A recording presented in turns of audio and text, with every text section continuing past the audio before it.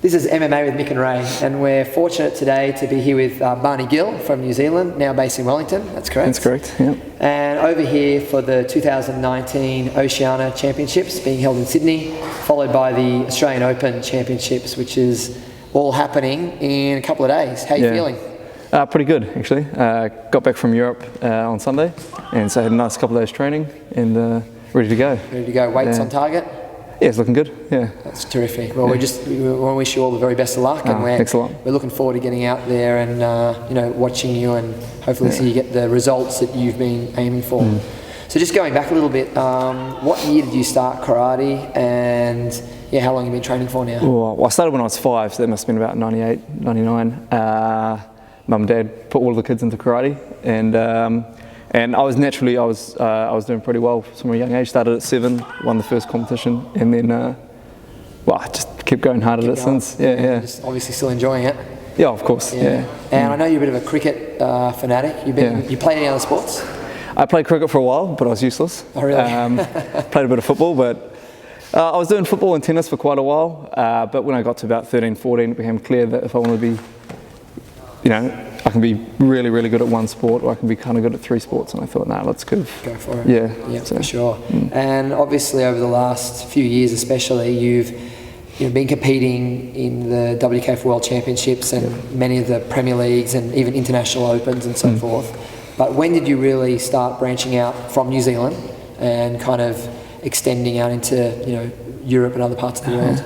So it was 2015, so I was I was 21, I think, and the day that I had my last exam with uni, about 3 hours later I was on a plane off to Turkey, and I was there for about 5 months training. I was training with now a really good friend of mine, Orkai Apa, who's come to Aussie a couple of times. Yeah, I've seen him in Victoria, he's incredible, and that was just fantastic training.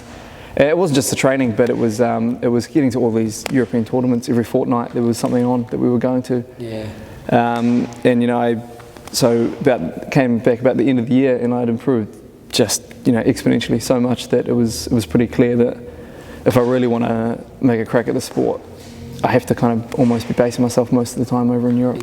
Yeah, I remember actually seeing you around that time, 2016, 2017, where I was just like, people were standing up, taking notice, and going, "Wow, this guy's moving a little bit differently to everybody else." In fact, actually, I remember I jumped into nominated for the Australian Open a few years ago. It was 2016, yeah. Yeah, I just got back. Yeah, I thought I'll jump in and have a go, and I thought I'll have a look at the draw, and said Barney Gill, and I was like, actually, I've just done my hamstring. I think I've pulled a hammy, and I think it was a little bit of a tear in the cartilage. So I thought, I'll give that a miss.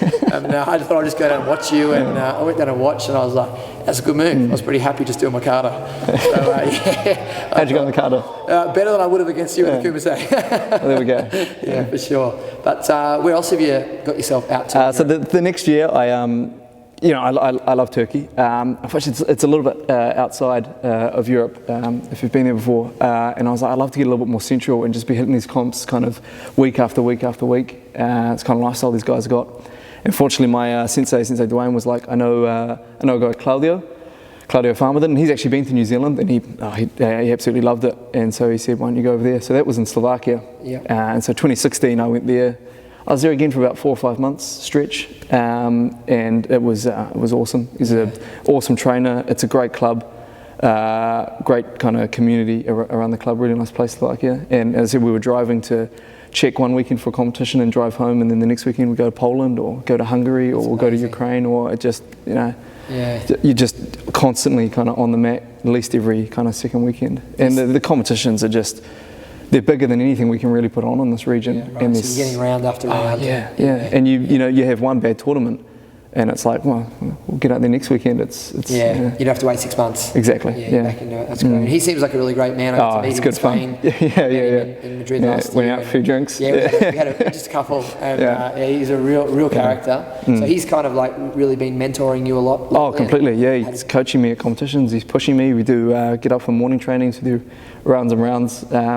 Did some one-on-one training with him, pad work, and it's just really motivating and pushing coach. It's pretty special. Correct me if I'm wrong, but he was twice medalist WKF Worlds. It's like you really do appreciate that level. And I think we get exposure like, you know, we've had some great coaches and instructors come out, do a workshop, but, you know, you're there for a week. Obviously, you're there ongoing. Well, there's a difference between a seminar and having a coach. When you go to a seminar, I think you learn some really cool new exercises, and you go, oh yeah, I'll take that and I'll take that. But once you actually kind of sit down with a coach and you're with them for 3 weeks, a few months, they can start to look at you and go, okay, well, specifically here's your problem, this is what we need to work on. And that's what I think, you know, that's what makes a difference for me. Difference with you. That's unreal. In New Zealand, whereabouts did you start your training? Who are your senseis? I started in Lower Hutt with Mark Pinnell, Keishinkan Karate. And when we joined, that was a very strong club. That's why Mum did her research, and that was the best club in the region. And they were the strongest club in the country, actually. They had 80% of the team members for a long time there, representing New Zealand. But unfortunately, when I got to fantastic training, Mark was a great sensei. But when I got to around 14, 15, it kind of ran its course, you know, how things kind of just, to end. And so I was still in Lower Hutt, but it was just me and Dad and my brother. There was a couple of clubs around, but they were kind of an hour away, and so we were going to them once or twice a week. Dad would make the drive, but most of the training kind of started to be at home, and I've got my level kind of dropped there for a bit, and it's important years, you know, 14 to 18, and so when I turned 18, I was deciding where to go to uni. I was like, well, I have to go to Auckland. That's where the karate is in New Zealand. So that's where I joined up with Fushinru with Sensei Dwayne. Okay, great. And who else are your coaches now in New Zealand? And so also with Fushinru Sensei Braden. So he's normally coaching me at the at World Championships and Oceanias and such. Okay. He's actually quite similar to Claudio. We get along very well. Yeah, right. He's very motivating coach, very pushing.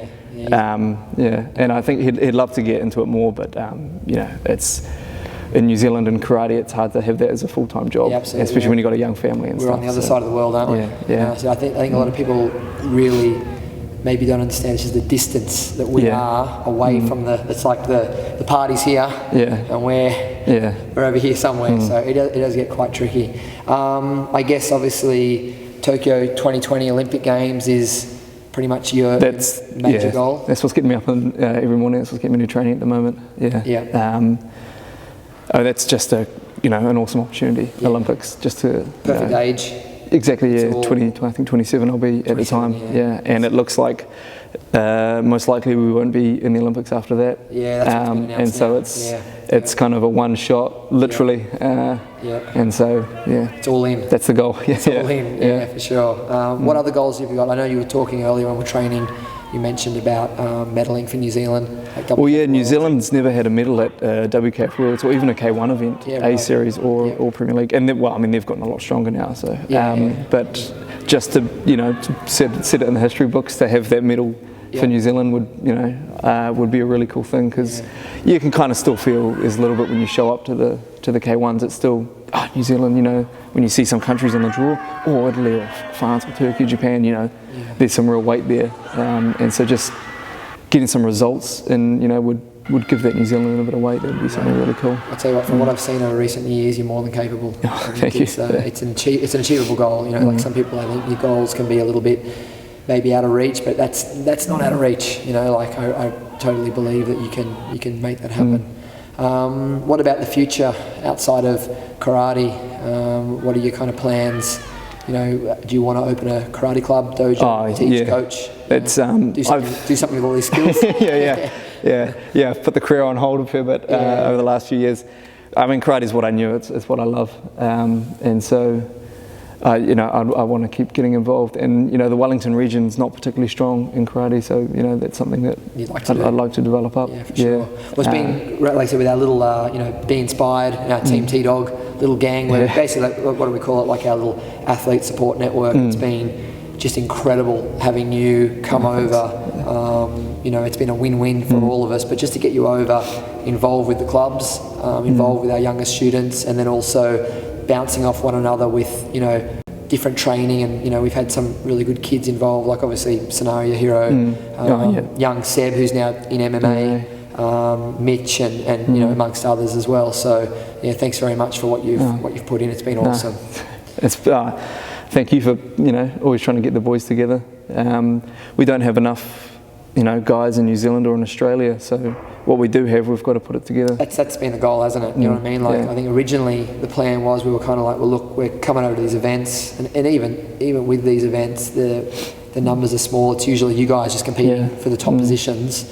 And then we were like, well, look, we could probably get just as much, if not more, out of staying and training together. Exactly. So, but it's been great because I said, like, even extending into fitness and conditioning, coming down to Ettingshausen with Sensei Michael, and what did we do at Tabata? Oh, Tabata, that's good fun. I'm still recovering. I think I'm still recovering. It was a while ago.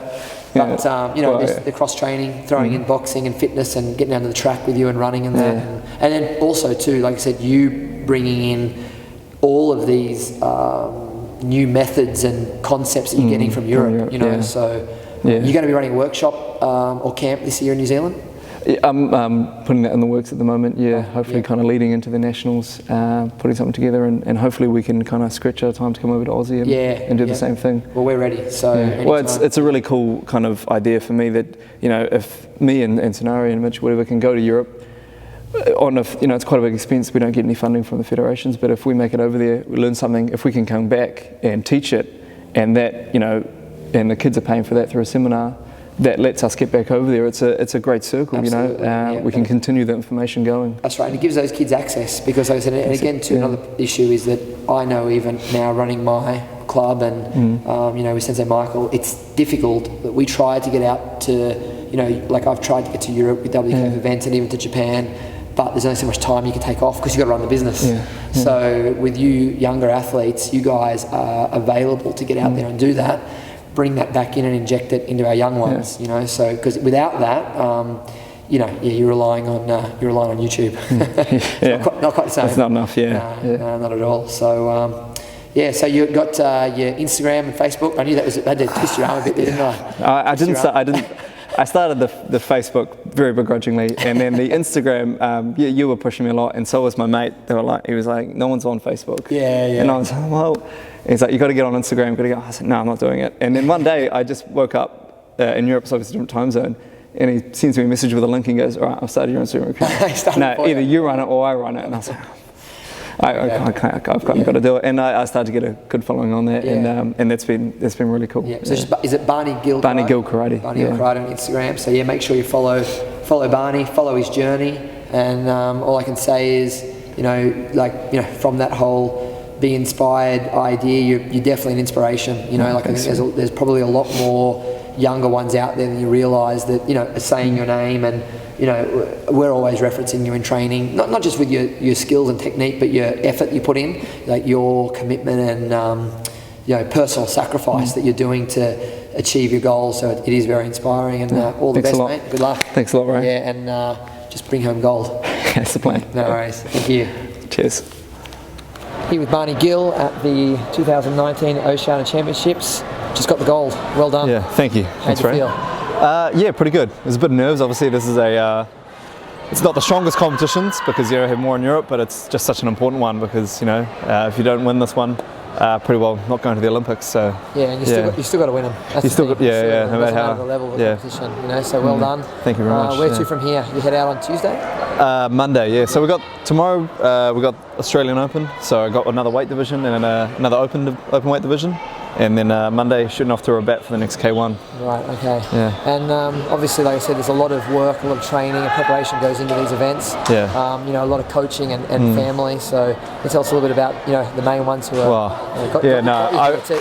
I got pretty lucky with the family. So my mum and dad have been pushing me since I was a kid, and especially Dad. He's been holding the pads for me since I was young, and he hated that, but he loved it at the same time. He was my coach for so many years, and it's quite hard because I'm spending a lot of money, and you're not really building a career back home. You're just putting it all in karate. The dream. And and for a few years I was getting a bit worried about that, but they're like, no, you're only going to be young once. You got a chance to do this. Don't worry about money now. Worry about that in the future. Don't have any regrets in life. And so probably my biggest motivators, I think, my parents. So I owe them just everything. Absolutely. I mean, we've always said ourselves, it's a team effort. You've got the athlete, you've got the coach, instructors and senseis, but it's the parents that are the driving force. Any good result, the first thing I want to do get off their mat is get on the phone and just call Dad. So it's like the most. And they were here today? Oh yeah, screaming from, well, not too loud, but your sister, and my sister, brother-in-law, and my baby nephew. So I had a whole ton of support, which was awesome. Yeah. So it's an accumulation of a lot of years, a lot of effort, a lot of money. You know, yeah, a lot of money. So you're making it work. So congratulations, mate. Thanks a lot, Ray. And what do I say? Onwards and upwards. As always. All right. No worries. Thanks.